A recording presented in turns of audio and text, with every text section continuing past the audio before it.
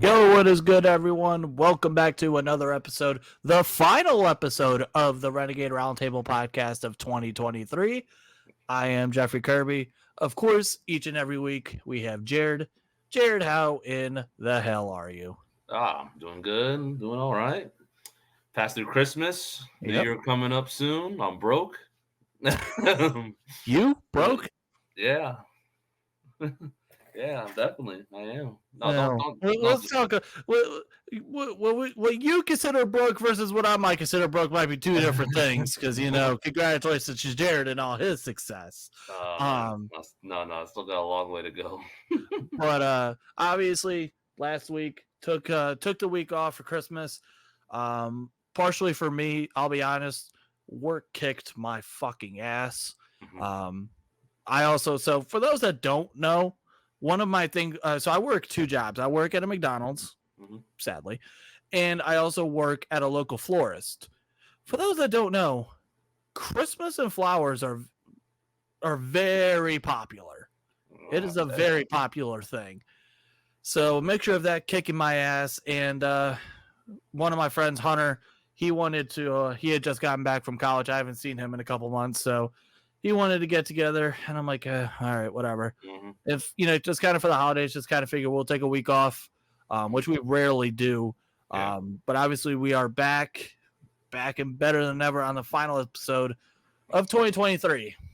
And speaking of Mason Rudolph, shall we just go right in deep to it? Should he be the QB1 of 2020? No, I'm just kidding. Or am I? Because that has become an absolute big old debate.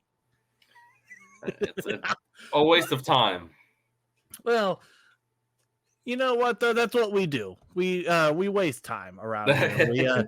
Especially if you go on the X.com, the Twitter.com, whatever you want to call it. It's man, people got really offended what Kenny said, huh? You know what's funny? So last night, Wednesday, because from when you guys see it, I'm sitting here, like, I'm on Twitter, and I see everyone talking about the Steelers Twitter being so toxic today or whatever, blah blah blah, and I was so confused because I hadn't seen anything. No, I was very confused. I was confused. I'm like, what the hell are you guys talking about? And then someone informed me that it was about what Kenny said. And I listened to what he said, and pretty much what it was is someone had asked him, while you were missing time, did you learn anything? And he said no. And at first I was a little alarmed, but then when I saw a tweet from Trey Essex, who was a former Steeler offensive tackle. And when I saw what he tweeted, he basically said there's two things. You have the typical answer that, like, the coaches want you to say, and the brutally honest answer. Yeah. And he said he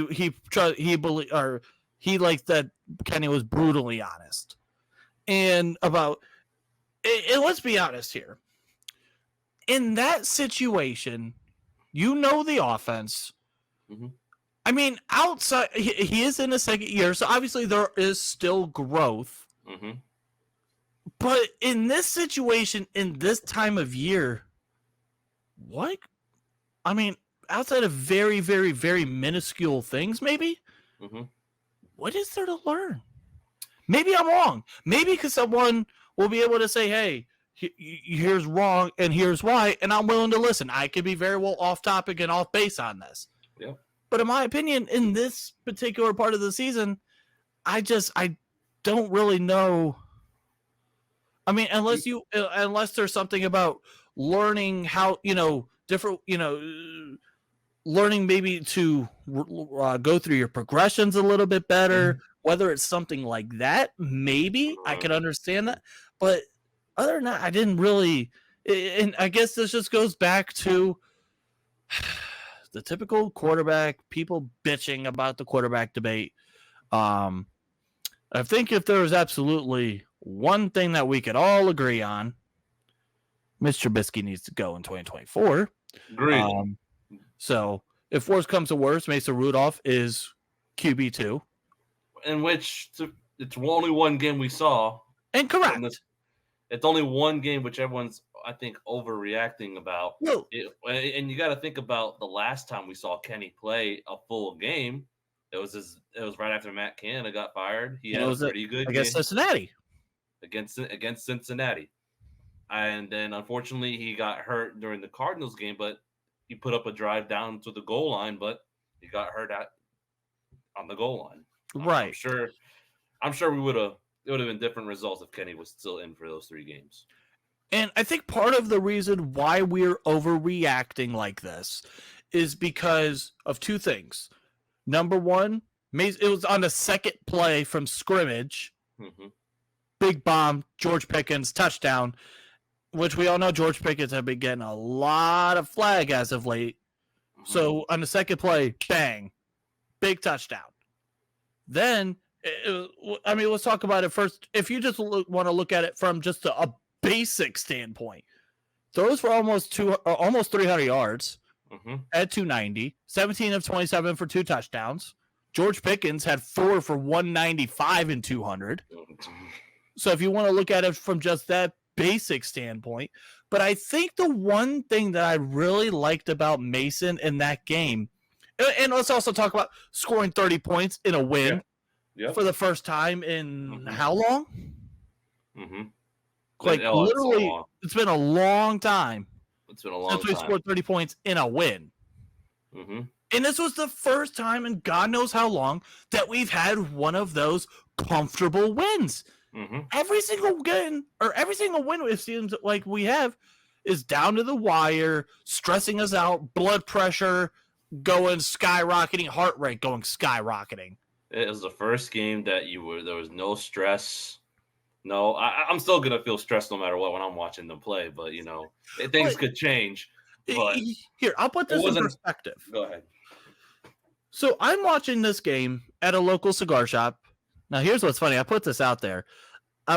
So obviously we all know I'm from the Cleveland area, and I'm at a cigar shop, my local cigar shop that I go to because we all know I smoke, and we're getting there watching this game. First and foremost, you see, it's always entertaining watching. See, Jarryd, you don't understand this part. Like, this is something that you don't get just because you live down in Florida, so you don't get this much. Watching your team play, or when you live in a rival team's era, it's a whole different ballgame. It's fun. It can get fun. But it made, like, I was just having random conversations with people and, like, towards the end and not really caring about the game that much. Like, that, we haven't had that in forever. Yep. I mean, you go and it was 24-0 going at a half. I know. I should be hyped. I was like, my personal reaction, I was like, I was shocked. 24-0. I was just like, it's like, I kept thinking negatively, but I try to be positive. I was like, it's the first time the offense did actually something really well. Mason going through his progressions really well. I just took it one game at a time. I should be more excited, but I don't know. I was just going. Here's the thing: if you're allowed to be excited about what happened. Like, it was by far the best offensive performance I think we've seen all year. Yep. Did we? I want to say, I don't remember. I'm looking here. I got ESPN pulled up right here. Total yards 397. All right, so we're close to 400 again. So in terms of total yards, wasn't the best, but from what we've seen with our eyes in terms of scoring and all that, it was the best. A lot more scoring than punting. Here is something that I liked from Mason. He played fuck it ball. Oh, he definitely did. Played freely. He didn't feel like it reminded me of the way that Mitch Trubisky played against Tampa Bay last year.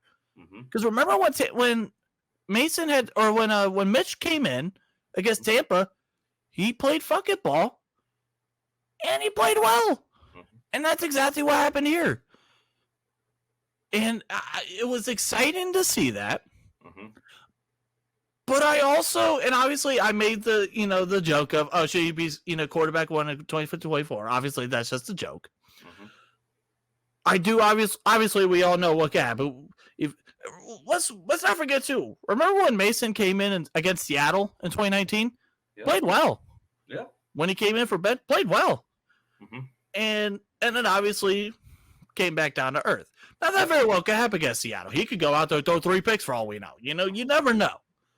But is he starting? he is starting. Are we for sure? Which let me ask you this. Are we for sure? Well, let me ask you this. Mm-hmm. If Kenny, do you believe this idea that Kenny is ready, but they're kind of sitting him, or do you believe that he's just still not 100% ready? Because I've heard both sides. And I'm not sure what I want. Well, it's not what I want to believe. I'm not sure what to believe. Did he fully practice today? I don't know. That's bad job by me here, but yeah. I'm not fully sure here. In fact, I'm gonna go and look that up right now. Actually, look at the Steelers injury designations. I was gonna look at myself too, but yeah, I was wondering, did he fully yeah, I've been out today, so I was out and about. Okay, so Kenny was limited. Trenton Thompson was full. Najee Harris was limited. Minka did not practice. Elandon Roberts did not practice, which that's not looking good. And then Isaac Seumalo was full with a shoulder injury. So, repeat, did Kenny practice or not? I'm sorry. He was limited. Limited? Man, I guess Friday really will tell if you really fully practice. If Kenny fully practices, I think he's fully 100%. I think that's what the term is, but as of now, and let me ask you this, and this is obviously for everyone watching. Please let me know down below, because I'm very curious to see what Steeler Twitter or just Steeler fans in general want to say or what they think. Do you believe that if Kenny is able to play, but they stick with Mason, do you like the idea of them sticking with the quote unquote hot hand, or do you think you want to go back to Kenny, let him get every single opportunity to prove himself, especially in this year? And let's be honest. Now, we've said the last time that I talked to you guys, remember what I've said, and I'm still on this train of, listen, if we don't make the playoffs, I'm okay with it because I want the better draft pick. People will say, oh, that's loser mentality. Well, first and foremost, I've lived in Cleveland my whole life, so I've heard a whole lot of losing mentality. So I know all about it. I've learned how to cope for losing. But the reason and the reason why I'd always said that is, listen, for 1 year, you kind of want to have – there's nothing wrong with, for 1 year, getting as close to the top 10 as you possibly can, getting one of those top guys – and then going into 2024 and see what you got, especially with the new offense coordinator. You hope that they're going to go and actually get a good offensive coordinator and go from there. So I want to, so I can understand both sides. Me personally, I think I'm okay with sticking with the hot hand of Mason here, because not only is you want to see Kenny, but you also, I think the organization too, want to see Mason, because now Mason's not, like, if he goes out there and balls out again, I don't think he's in a situation where he's going to go and actually go and sign somewhere else to be a starting quarterback. I don't think it's something like that, but I think the team would value him more as QB2. Yep. Because, and I know there's the Mason believers and the Mason lovers who thought he never got a badge, who never got a true shot, which in my opinion, I still think I disagree with that. But 2019 says it all. But look at the time when we're talking about that. Mm-hmm. We're talking 2019 when he was just in his second year versus now where he's been in the league for a few years. He understands the game a lot better. His knowledge is a lot better, and we've seen it. Now, and that could change. We'll see what happens on Sunday if he goes out there and balls out against Seattle. Mm-hmm. I'm fine either way, which way they do it. Man, so you stick with the hot hand. It's because I want to, everyone's still gonna doubt Kenny. I think either way, if he plays out, let's see if Kenny plays and balls out. What then? What do you think? What's the So wait, you're asking if Kenny? yeah, Kenny plays and balls out, like has like the Mason game against like Cincinnati. Well, if that's the case, then okay. To me, I don't care. Like, let's be like I just said, Yeah. I'm okay with Mason playing the hot hand, Oh yeah.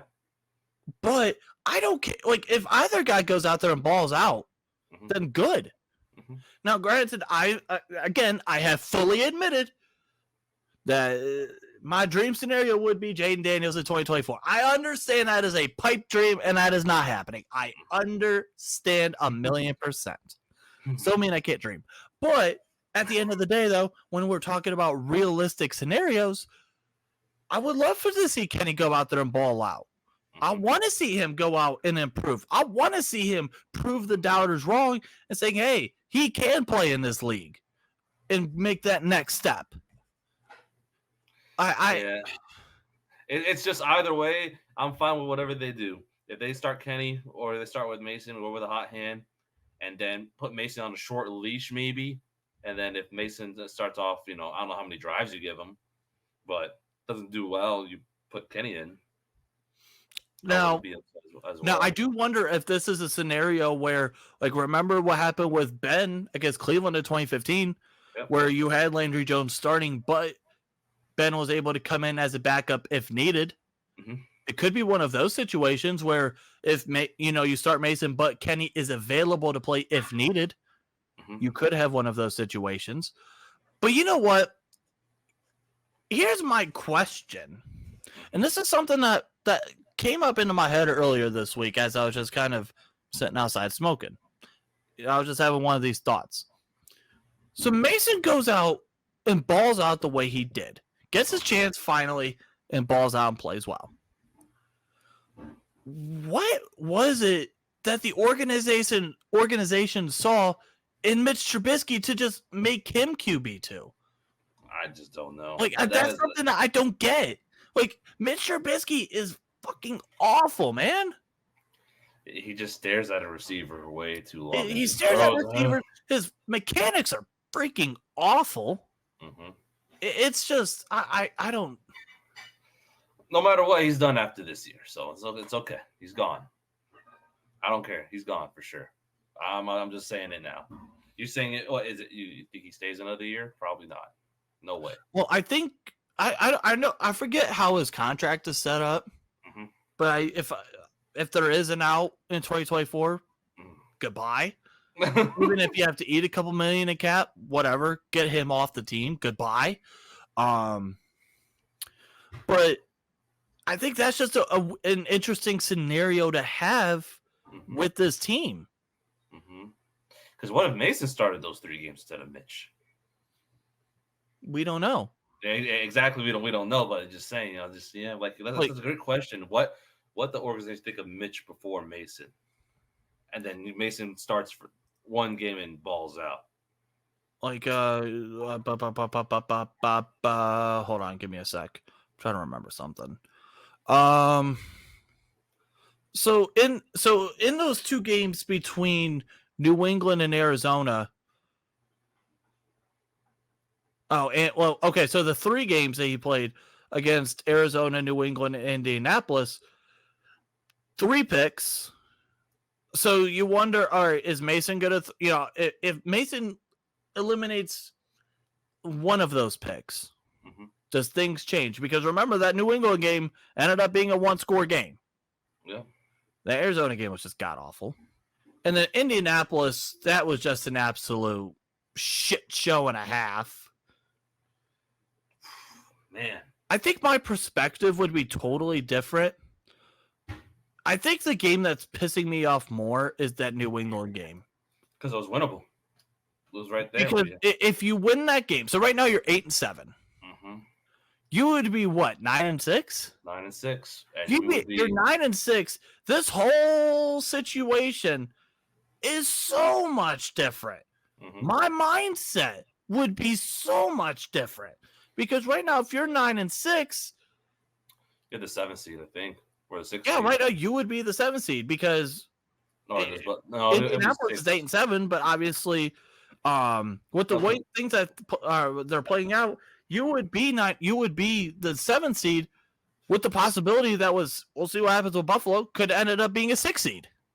I think because Buffalo has a worse conference, I think Steelers would be 6, if I'm not mistaken. If we were 9 and 6, but right. So not. if they were so you would be the 6th seed, which let's be honest. So if the playoffs were to start today, like let's say for example the Steelers were in the 7th seed, you would go to Miami.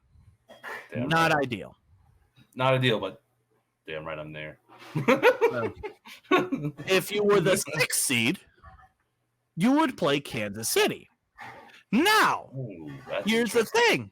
That's interesting. If you watch that game against Las Vegas, Kansas City is beatable. This isn't 2021 in the wild card that year. They are beatable.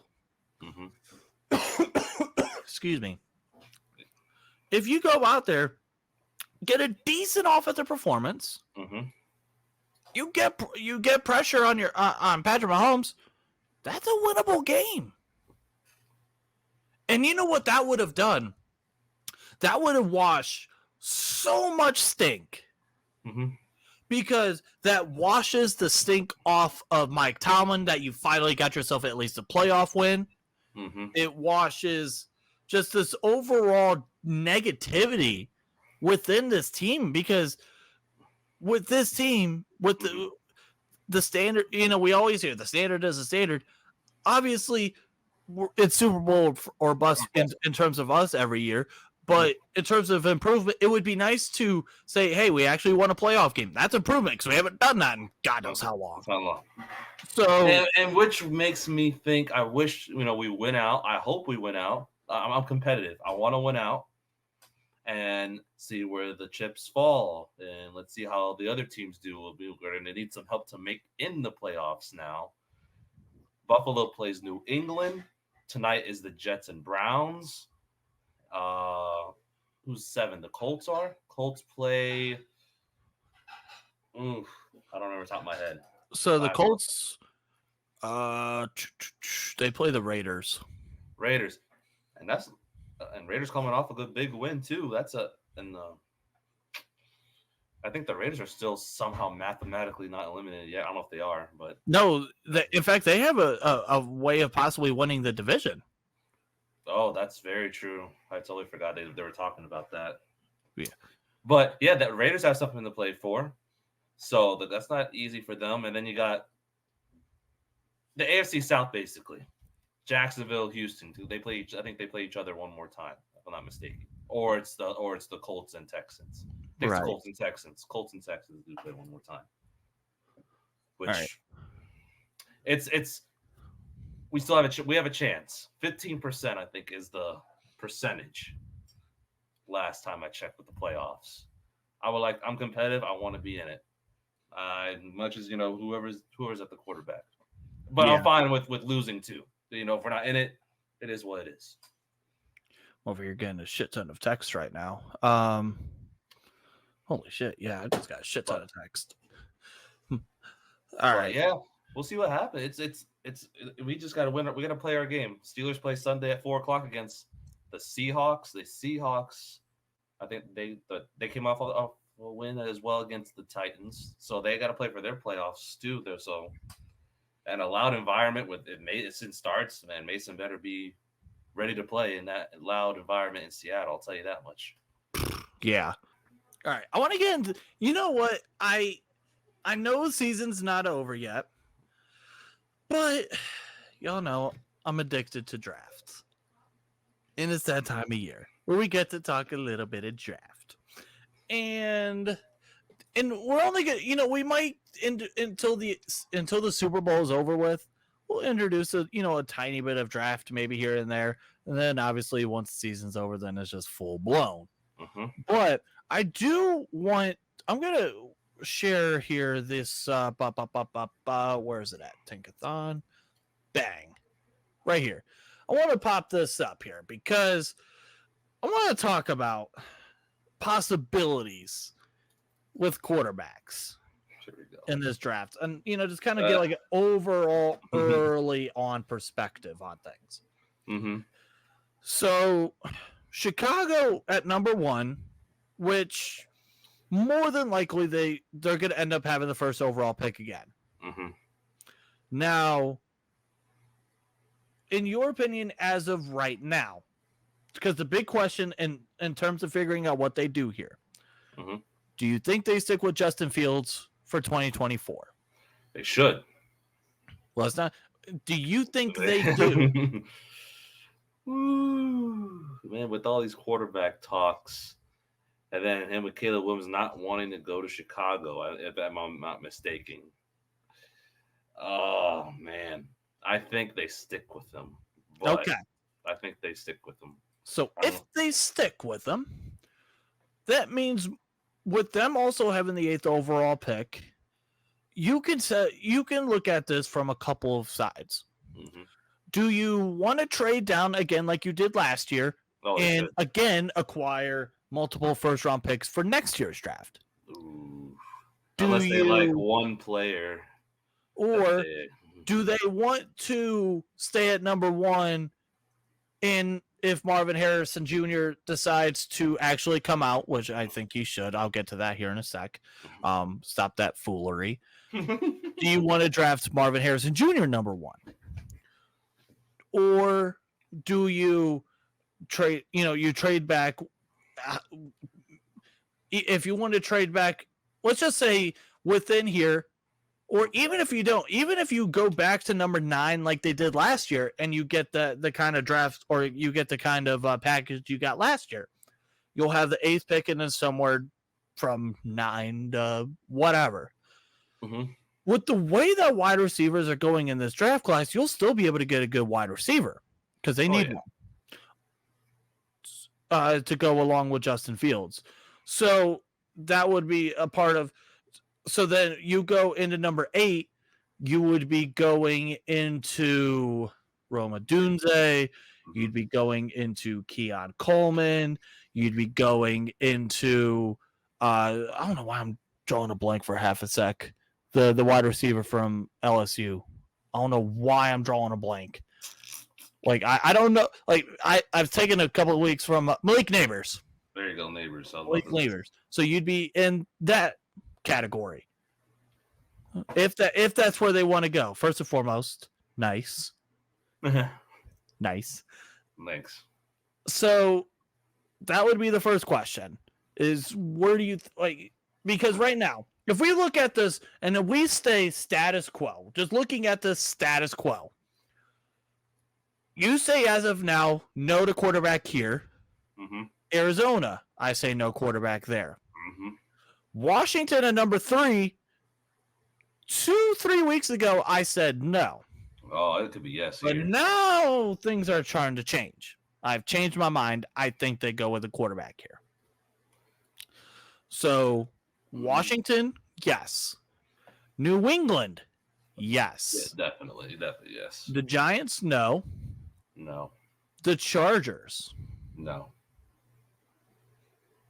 Shall we have an interesting conversation? No, Justin Herbert's not getting traded. No. Next question. I want to just have the conversation. It's not happening. Listen. Not even to our team, but anywhere else. I'm not saying I'm not trying to make that argument. Uh-huh. Although I'll have some fun with it. No, I would, depending on how things go. There's no way. I would say it's a very outside the box shot, but I'm not going to put it at 0.0. No. You can say it's 0.5, but I won't put it at 0.0. 0.1. But that's not 0.0. I know it's not. It's not 0.0. 0.1. Tennessee, no. You sure? Tannehill. Do you think Tannehill's going to say that? Levis? Did you forget about Levis? Oh, I did forget about Levis. Sorry. I just seen Tannehill play. So, no. Chicago already had that discussion. Jets, no, because Aaron Rodgers will be coming back next year. Yeah. Atlanta?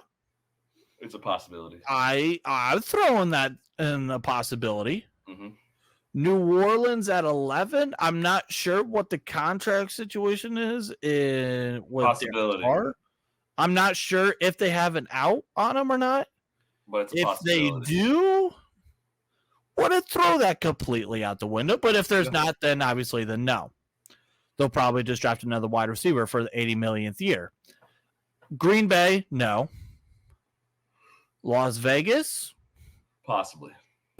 This is the year, because I remember last year it was you and someone. I don't know. Out of the total of the four of us, you, me, Herb, and Hunter, one or two of the people were trying to convince that Vegas could go with the quarterback here, and I shot that down immediately, and that which ended up happening.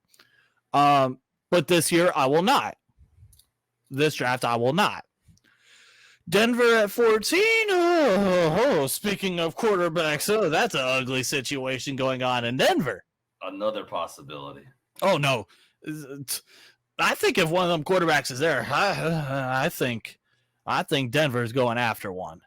Oh, if one of them is there. I've seen a little bit. It doesn't look good, but I didn't see all of what was going on. Minnesota at 15. Ooh. I don't think Kirk Cousins comes back. Ooh, but do they sign a free agent quarterback? That's the thing too. We got to talk about Kirk Cousins. Mm-hmm. Is there going to be a team that's going to go after Kirk Cousins? Mm-hmm. I don't remember all of the quarterbacks that are out there. Oh, I can for free agency. I had the list because I saw it earlier. And then you get to Arizona, which again, obviously we already talked about that. Pittsburgh, Jane Dennis, no. And then you get Cincinnati, no, obviously.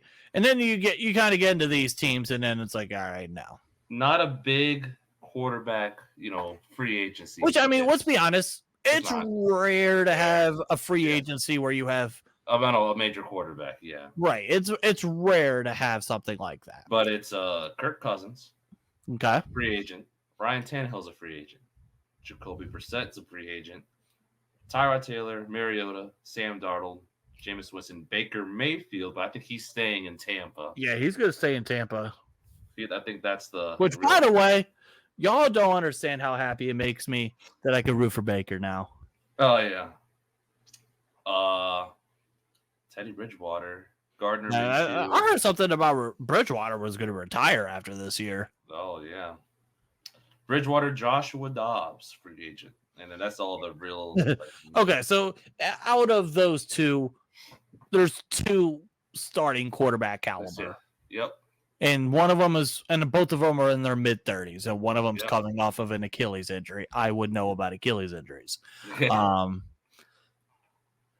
So you have to take those two into consideration. Russell Wilson, we got to take that into consideration, knowing that he's probably going to get cut. Oh my God, where would he go? That's probably that's the thing.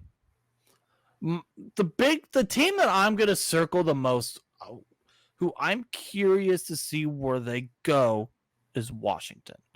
I'm very curious to see where Washington goes with their quarterback situation. Kirk Cousins reunion? But here's the thing. If you're Washington, what do you get? I understand that Sam Howell's what, a 5th round pick? Damn, I think he was, yeah. Okay, so it's like, I think. I'm not certain. He's a 5th round pick. You didn't invest a whole lot into him. Mm-hmm. If you're Washington and if you stay at the 3rd pick, why not go after? Now, if they want to be hesitant on going after another UNC quarterback, I can maybe understand. But that's it, because let's be honest, more than likely, if Chicago doesn't go with a quarterback, they're probably going to trade out. Mm-hmm. So you got to, you can name a random team, move up to number 1 to get Caleb Williams. Number 2, Arizona, no.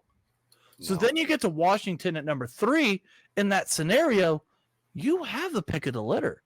Whether it's Drake May, whether it's Michael Penix, whether it is, good Lord, Jaden Daniels. Yeah. So you have 3 guys that you could go after if you want. Yep, they definitely can. But what if they want to get Kirk Cousins back, and then get a quarterback, and you just will draft one? Yeah, but I think Kirk Cousins. I don't know if he's in a scenario where he's going to want to just take the I know, yeah, the short amount of money that you would, because I just, in my opinion, if you're Washington, here's what you do: try to bring back Brissett, and then get a quarterback at number 3. That would be probably the scenario if you're Washington, that I would try to go for the best. Yeah, no, I agree. Bless up. Thank you. And when you look at, now, obviously, we got to get through free agency and all that. Because right now, obviously, this is a big tackle class, a big corner class. Yep. So you got to take those. And obviously receiver, outside of maybe like the one random year that's like last year in 2023, there wasn't all that many wide receivers taken.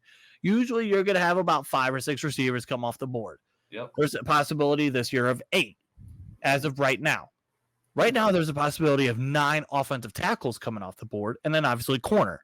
No, it's not talking about edge. Edge, there's a possibility of maybe 8 guys. So it's a very heavy class in those positions, because tight end, there's really only one, Brock Bowers. Yep. Interior offensive lineman, which is something that the Steelers would be looking at, right now is very bare at the top of the draft in terms of round 1. Interior defensive lineman, no, there's a couple. And then off-ball linebackers is really not any. So it's going to be very congested within those few positions. Sure, yeah. What names pop out during the draft process for those rare positions that could possibly go round 1? Because there's going to be at least one. Well, the name that pops up to me that could have went, I thought, mid to later round in the draft, who went a lot higher than I thought, was Jack Campbell from Iowa. That was a guy that was like, oh, wow, he went, what, 12? Yep. I was like, really? That was a shocker. 12, yeah. I think it was 12. And so, and like we said, and this is still rare. We're not even at the Senior Bowl yet. No. Let's get through the Senior Bowl. Let's get through, obviously, the Combine. Once we get into that, then we'll really have an understanding of, okay, guys rising and stuff like that. But as of right now, I'm. If I'm the Steelers, you go for those rare the interior offensive line. There's a good 1 or 2 good ones. You take the best one if they're projected to go that high. Right now, as of this moment, the only offensive guard that I could see going in round 1 is Graham Barton from Duke. So, although I would personally love for them to get a center, an actual center. I want a center so bad. But I don't want them to just completely reach either. Oh, yeah, for sure. So, and we'll see. Maybe, I forget the kid's name from West Virginia. Could possibly rise. Cedric Van Pran, if I'm not mistaken, that's his name, from Georgia. I know that's a name that everyone keeps talking about among Steelers Twitter. Yet again, he plays for Georgia, so that's a big school. Yeah. So, and we'll see, because I think right now Cedric Van Pran is like a 3rd round grade. So we'll see if he could rise at all. So I would love to get into your offensive line with the 1st round, if there's someone that deserves to go the 1st round, or an inside linebacker. I also wouldn't be upset this year going with a tackle. I wouldn't be upset either. Which this year, because you remember how I was during this past draft, where I was specifically wanting a left tackle, which is why I wasn't so high on the Steelers trying to go after Darnell Wright. Now, obviously, with hindsight being 2020, they moved Broderick Jones over to the right side, which, by the way, has been struggling a little bit in pass pro. But hey, news reminder: you put him left tackle first, and then you went to right. Well, you play him on the opposite side of where he's used to playing. Yeah. And coming into it, he wasn't a finished, polished pass rush or a pass protector to begin with. Mm-hmm. So to see him struggling a little bit doesn't bother me right now. No. But it does put you in a position to where if you want to go after either the left or right tackle, I'm okay with that this year. Because right now, in terms of where the board and the depth sets up in the first round, you can do that. Mm-hmm. Like you would be much more fitting to go after a tackle. Yeah. So, but yeah, I'm very curious to see. And you know what? If the Chargers can go out and actually get themselves an offensive-minded coach to build with Justin Herbert. Now I know some of their contract situations are awful. Ooh, rough. So, but I think that's a team that if you could get the right guy in there to go with Justin Herbert, they could be onto something if they stick with Justin Herbert. Oh, here we go. Jesus. Well, you know what? I just got a call here. Hello. Oh wait, the Steelers are interested in him. Oh, that's. Yeah, I'm just kidding. You know I got to do that. I know. But you know what? Speaking of tackles, you know who's someone that's popping up into my mind for 2024? No, please don't. Please don't say the name. Please don't say the name. Oh man, gave him a year off to get himself healthy. No, definitely not. Went to a team that's in the playoff, college football playoff. Definitely not. No, not. Don't you dare say his name. Has a podcast called Busting with the Boys. Yeah. Taylor Lawan. Yeah. So annoying. There's no way. I know. I just had to bust your balls. But we'll see. It's still, like I said, we're still 2 weeks away till the season's officially over. Regular season's over. Got a big game Sunday. See what happens. Yeah. And by the way, Devin Bush talking his talk. There we go again. Yep. Devin Bush. Yeah, and he might start this week. Imagine if he got a pick on us. Please don't say that. Speak that into the universe. Imagine if Mason Rudolph throws 2 picks, one to Devin Bush and one to Artie Burns. I will. Never mind. No, don't want to say that, but that's fine. Oh boy. But so yeah, that is about, I think that's about it for this episode. Do want to say thank you guys for tuning in. Hope you guys enjoy. If you guys did, smash the like button, hit the subscribe button, drop a comment. Make sure to follow both of us on Twitter. I am at Jeff_Kirby412. He is at Boss_Sanchez98. Hope you guys have a wonderful New Year's. Stay safe out there. Don't drink and drive. Don't do anything stupid.